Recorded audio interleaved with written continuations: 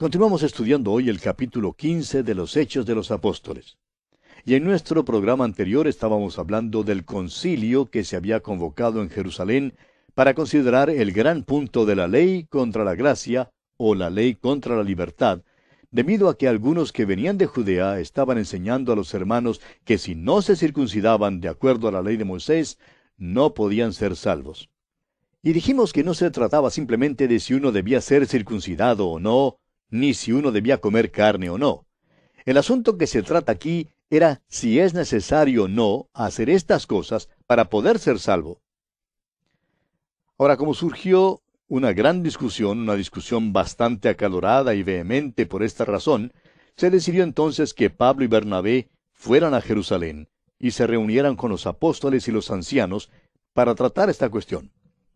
Y dijimos que en realidad era el Evangelio lo que estaba en cuestión en este concilio, y que es necesario leer la epístola a los Gálatas para recibir una explicación más completa sobre este concilio.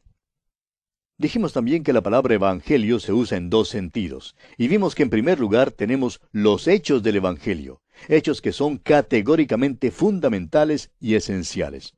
Esos hechos son la muerte, la sepultura y la resurrección de Jesucristo. Ese es el Evangelio, nada más y nada menos. Y estábamos considerando el segundo sentido, y decíamos que el segundo sentido de la palabra Evangelio tiene que ver con la interpretación de los hechos.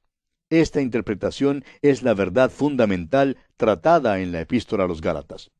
Y esta fue también la parte esencial en este primer concilio en Jerusalén. Por eso el Evangelio también depende de este hecho que el apóstol Pablo declara en su carta a los Gálatas, capítulo 3, versículo 22, donde leemos: «Mas la Escritura lo encerró todo bajo pecado, para que la promesa que es por la fe en Jesucristo fuese dada a los creyentes». Ahora, ¿qué debe hacer uno? Pues nada más y nada menos que creer.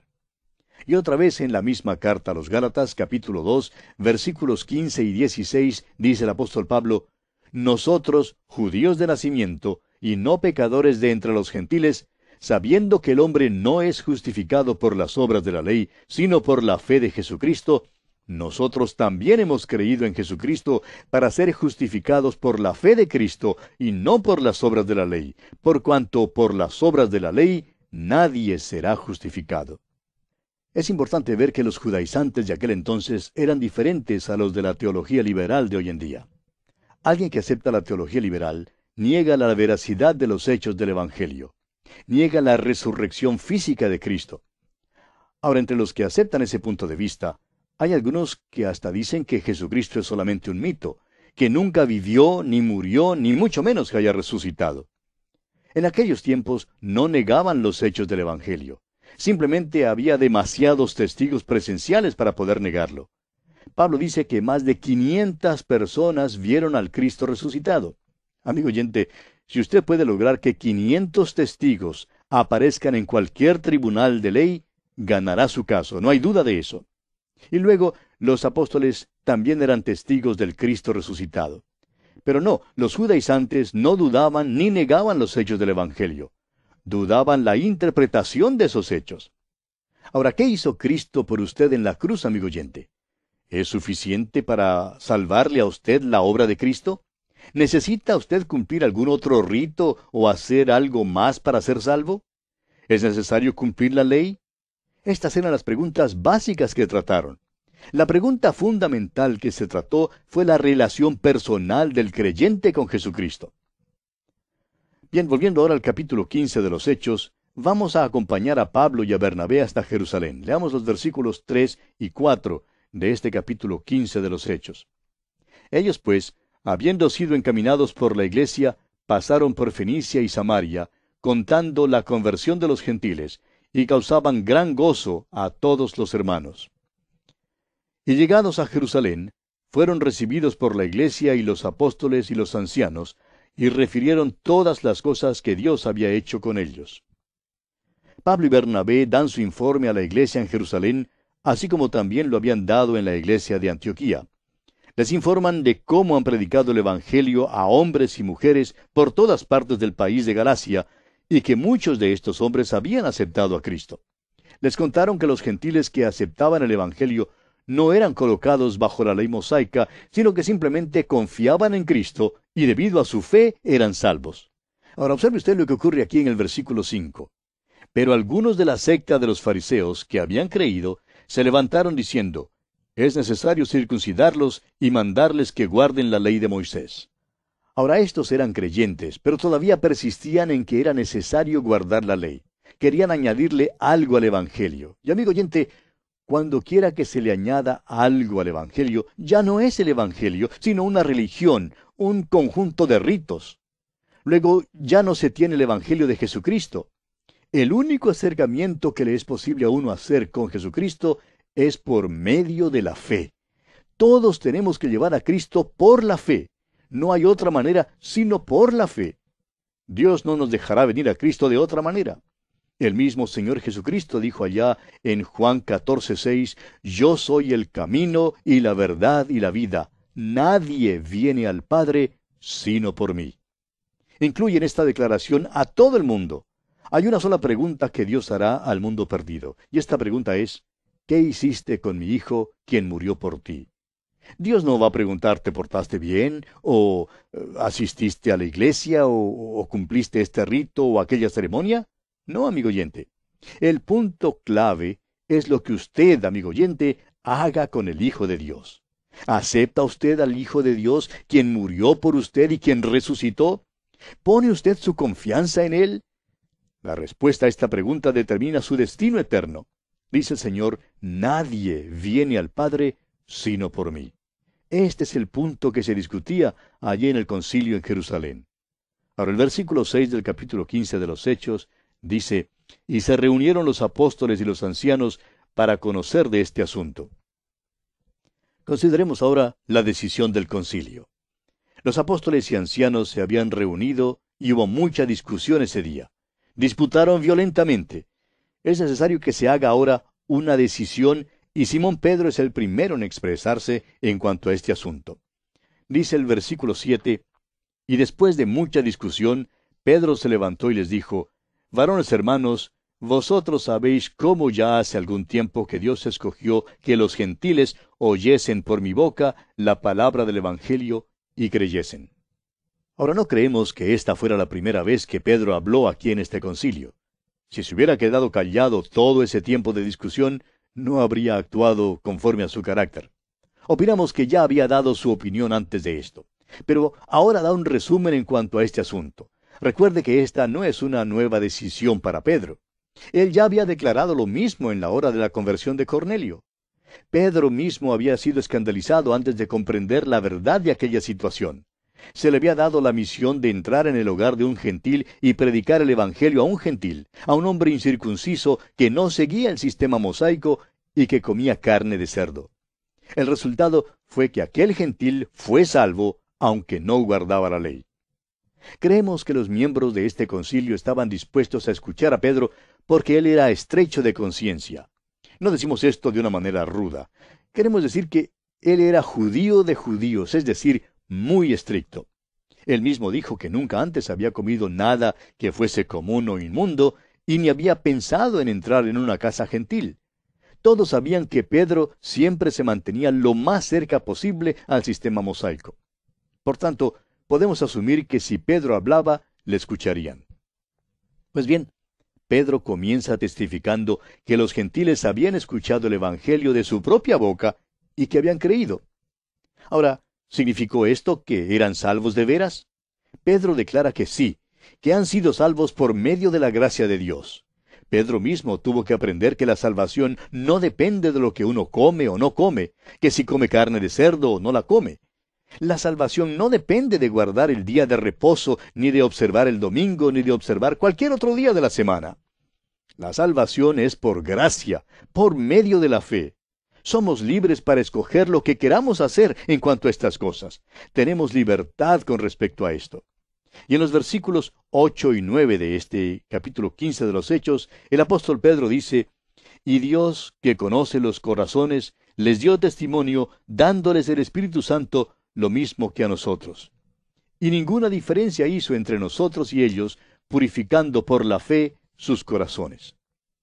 Pedro había testificado en cuanto al hecho de que después que les comunicó a Cornelio y a los que estaban con él los hechos del Evangelio, ellos creyeron y fueron salvos. Esto fue evidente porque el Espíritu Santo vino sobre ellos, así como había venido sobre los apóstoles y sobre los creyentes judíos en Jerusalén. Amigo oyente, este es el único camino de salvación. Es por medio de la fe. Uno no puede hacer nada para merecer la salvación. Jesucristo lo hizo todo por usted hace ya más de 2000 años. Todo lo que Dios pide que usted haga es que acepte a su Hijo, quien murió por usted.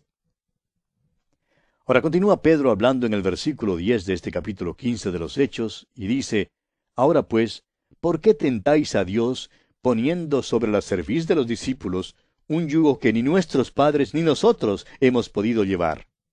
Simón Pedro reconoce aquí algo que es de suma importancia. Dice que ni ellos ni sus padres guardaron la ley. Ahora usted que escucha habitualmente nuestro programa, sabrá que hemos dicho esto muchas veces antes y lo vamos a decir otra vez, y es esto.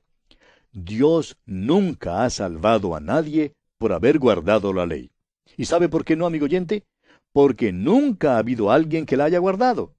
Dios salva sobre una sola base, mediante la muerte y la resurrección del Señor Jesucristo. Antes de los tiempos de Cristo, los hombres traían a Dios un sacrificio. Traían ese sacrificio por la fe. Abel entendió que el corderito nunca podría quitar el pecado. Entendió que el corderito era solo un símbolo de lo que Dios le había contado a su madre. Había dicho que la simiente de la mujer vendría y heriría la cabeza de la serpiente allá en el capítulo 3 de Génesis, versículo 15. Y Abel creyó eso, es decir, le creyó a Dios. Por tanto, Simón Pedro dice que en verdad debemos reconocer que no podemos guardar la ley. ¿No ve usted, amigo oyente, que no hay nada que haga más hipócrita a un hombre que esta pretensión de que uno esté viviendo en un nivel tan alto que está complaciendo a Dios? Es inútil que uno finja que vive según el Sermón del Monte. Es inútil fingir que está guardando la ley. Es hipócrita fingir que pueda ser tan bueno que le sea posible hacer lo que a ningún otro le ha sido posible hacer. Si estamos hablando a alguien que haga esto, ojalá nos fuera posible mirarle cara a cara y preguntarle, ¿por qué persiste en fingir así? ¿Por qué no reconoce que es un pecador perdido? ¿Por qué no confiesa que usted no está agradando a Dios? ¿Por qué no viene a Dios como pecador que es, viniendo con fe y confiando en Cristo como su Salvador personal? Le aseguramos, amigo oyente, que Dios le recibirá a usted. Cristo mismo dijo allá en el Evangelio según San Juan, capítulo 6, versículo 37, y al que a mí viene, no le echo fuera. Fue de esa manera como yo también llegué al Señor. Todos los que se han salvado, que jamás yo haya conocido, han sido salvados acudiendo a Jesucristo de esa misma manera. Saulo de Tarso vino así. El eunuco etíope así llegó. Todos los que han llegado a Cristo han venido por medio de la fe. Y bien, continúa Pedro hablando en el versículo 11 de este capítulo 15 de los Hechos, y dice, Antes creemos que por la gracia del Señor Jesús seremos salvos de igual modo que ellos. Simón Pedro lo declara muy bien. Dice que los judíos serán salvados exactamente como son salvados los gentiles.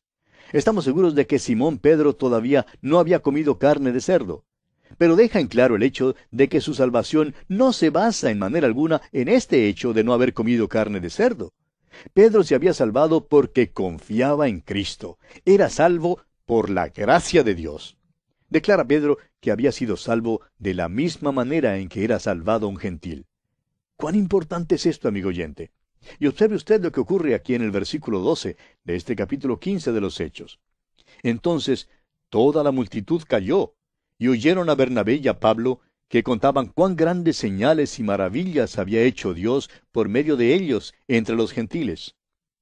¿Qué historia tenían que contar? Les fue posible contar de los milagros resultantes de sus dones con señales. Podrían contar acerca del apedreamiento de Pablo y de cómo Dios le había levantado. Sin embargo, estamos seguros que sus dones y sus experiencias no constituyeron el centro de atención en sus historias. Las experiencias vienen y se van. Dirigieron sus corazones y mentes hacia la persona de Jesucristo. Los milagros y prodigios le habían dado autoridad a su mensaje con respecto a Jesucristo. Ahora el siguiente que se levanta para hablar es Jacobo. Y vamos a pausar aquí por un momento para observar que este no es Jacobo el hermano de Juan. Él ya había muerto como mártir, como usted lo recordará allá en el capítulo 12 de los Hechos, versículo 2. Hay algunos interrogantes en cuanto a quién es este Jacobo.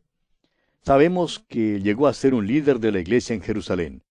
Pedro ya lo ha mencionado como líder, allá en el capítulo 12 de los Hechos, versículo 17.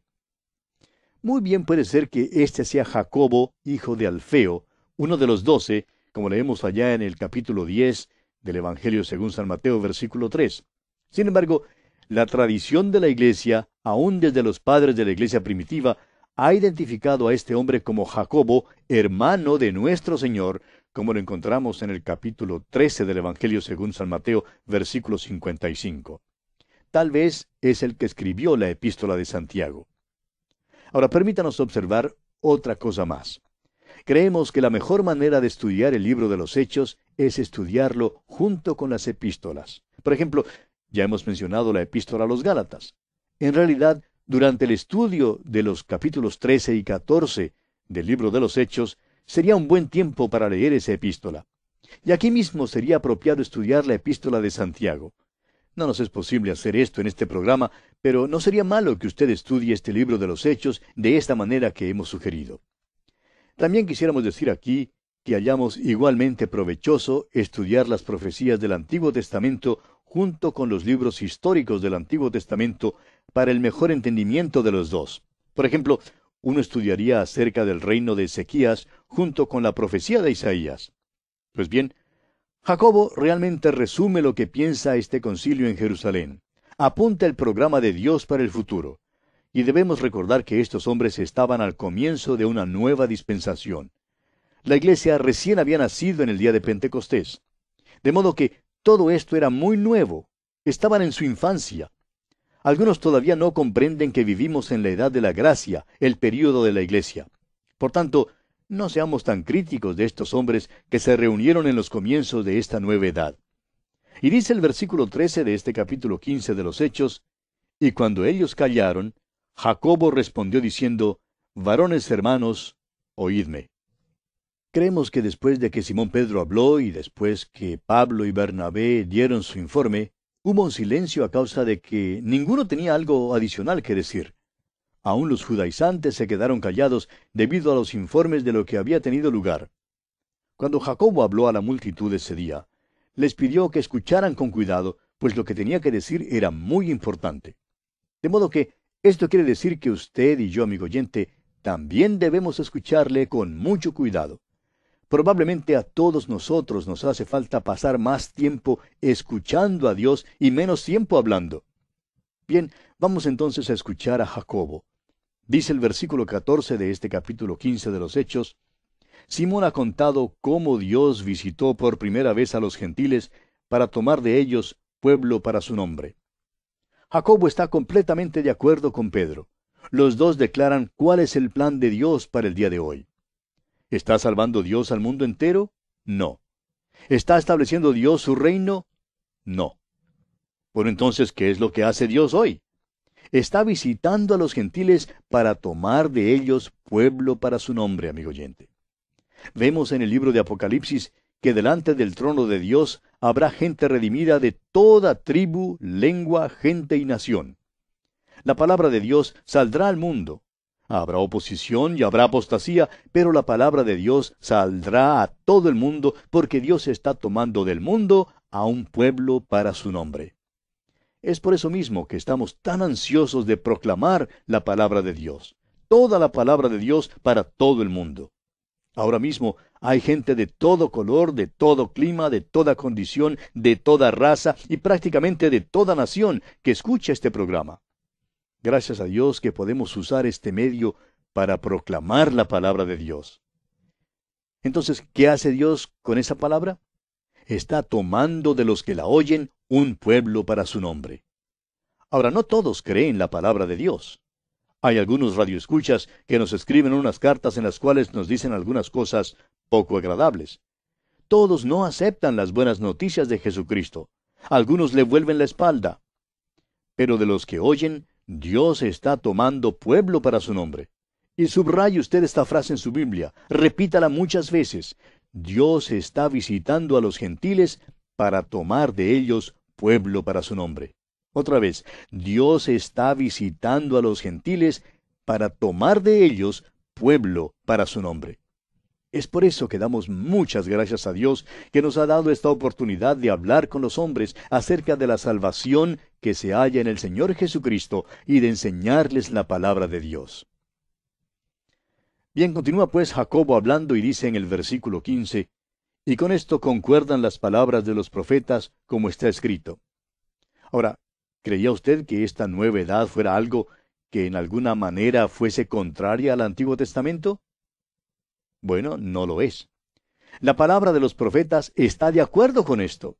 Y continúa Jacobo hablando y dice, después de esto. Ahora, Jacobo empieza a citar a un profeta, el profeta Amós, allá en el capítulo 9, versículos 11 y 12, y dice, después de esto, lo cual, en la profecía de Amós dice, en aquel día. ¿Qué significa esto? ¿Después de qué? Después de que Dios tome un pueblo para su nombre. Después de que tome un pueblo de entre los gentiles. Después que Dios quite a la iglesia de este mundo. Después de eso, cuando lleguen a ser parte de la iglesia y hayan sido tomados del mundo, el día vendrá cuando Dios quitará a su iglesia del mundo. Este evento lo llamamos el rapto o arrebatamiento. Es el próximo evento en la agenda de Dios. Después de esto, significa pues, después que Dios haya quitado a su iglesia. Y continúa Jacobo hablando y citando al profeta Amós, y dice en el versículo 16 de este capítulo 15 de los Hechos, después de esto volveré y reedificaré el tabernáculo de David que está caído, y repararé sus ruinas, y lo volveré a levantar. El tabernáculo de David está caído. No hay duda alguna de eso. No hay nadie en ninguna parte que pretenda ser del linaje de David. En realidad, el único que tiene ese derecho está a la diestra de Dios en este mismo momento. Pero Dios lo edificará nuevamente. Enviará nuevamente a Jesús. Pero ahora Dios está tomando pueblo para su nombre. El escritor a los Hebreos nos dice en el capítulo 1 de su carta, versículo 13, pues ¿a cuál de los ángeles dijo Dios jamás, siéntate a mi diestra hasta que ponga a tus enemigos por estrado de tus pies? Dios está trayendo a todos los enemigos de Cristo para ponerlos bajo sus pies. La rebelión se acabará uno de estos días. Hasta aquel día, cuando envíe nuevamente a Jesús, la palabra de Dios se seguirá promulgando a mucha gente. El Espíritu de Dios dice allá en el Salmo 2, versículo 12, honrad al Hijo, para que no se enoje y perezcáis en el camino, pues se inflama de pronto su ira. Bienaventurados todos los que en Él confían. El programa de Dios es claramente bosquejado, amigo oyente. Está tomando un pueblo del mundo. Luego edificarán nuevamente las ruinas del tabernáculo de David, el cual está caído. El único que tiene derecho alguno a eso es el Señor Jesucristo. Y continúa Jacobo citando al profeta Amós en el versículo 17 de este capítulo 15 de los Hechos, y dice, para que el resto de los hombres busque al Señor, y todos los gentiles sobre los cuales es invocado mi nombre. Hoy en día, Dios está tomando pueblo para su nombre, repetimos. Sin embargo, la hora viene cuando habrá un gran retorno a Dios. Esto pasará después de que la iglesia haya sido quitada de este mundo. Estos son los que entrarán en el reino. El resto de los hombres que buscan al Señor. Y todos los gentiles sobre los cuales es invocado mi nombre, como se menciona aquí, volverán al Señor. Este luego será el tercer paso en el programa de Dios. Y concluye Jacobo de citar al profeta Amós, y dice aquí en el versículo 18, dice el Señor que hace conocer todo esto desde tiempos antiguos. Y vamos a dejar aquí por hoy, amigo oyente, porque nuestro tiempo ha tocado ya a su fin.